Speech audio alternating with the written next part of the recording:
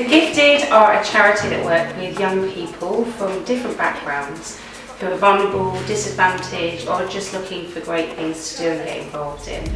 We work with them with our 6-part intervention programme called The Butterfly, but we also deliver lots of really bespoke projects which we've consulted with them around things which are important to them and celebrate who they are and youth culture.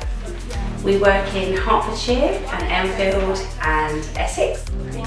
Since the pandemic, in particular, young people have been impacted in lots of different ways. What we've really seen at The Gifted is their mental health, their feelings of safety and security, and their feelings around loneliness and the bigger world feel quite compromised. And this has brought up lots of complex feelings about themselves and others.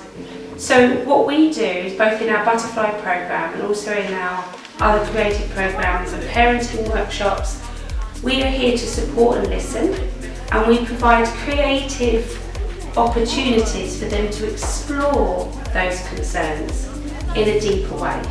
We use writing, we use role play, we use questions and answers, we use our reflection tools, and we have something very special called the Butterfly Booklet, which allows them to not only go through the journey but to look back at the journey and the progress that they've made. I think the project's really benefited the students because you can just see there's a change in their demeanour. So when they sort of first came in, they were sort of looking around the galleries quite tentatively. When we came back the second week, there was actually some new girls that had joined the project that weren't there the previous week, and I walked in and a couple of girls said, "Oh, you have to come and see this, you have to come and see what I found last week," and they sort of came up and said, "Well, can I take her and show her?" And I said, "Yes, it's really like, please go and explore."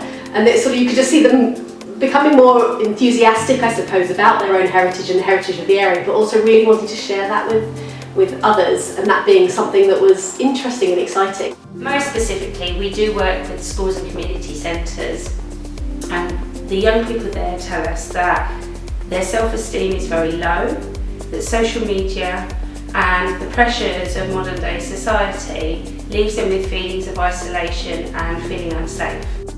So I teach those students. Most of them are in my textiles class.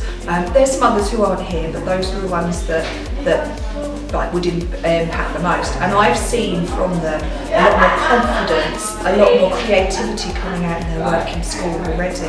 I've seen them wanting to talk, and they're having more conversations with me, for example, because in our school we try and have safe members of staff that they can feel that they can go and talk to. And we've had all of that coming out so that they feel more confident in what they're doing, they feel more confident in their settings and happier generally. So I've learnt to be more broader in how I think. So when I think about something, instead of thinking how I think it, I go to how other people would say, like what something means to me could mean something else to another person.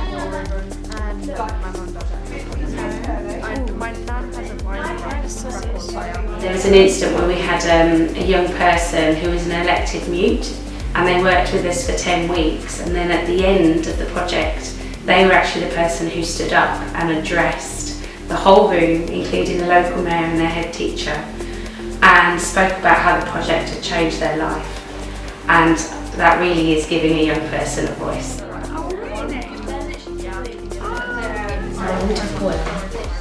So it goes like, I walked to my friend and told her my insecurity. She told me I was amazing the way I am. That made my day. That made my day. I walked to my friend who is not really close with me, close to me. They told me I am an attention seeker. This made me know who I should go when I'm feeling insecure.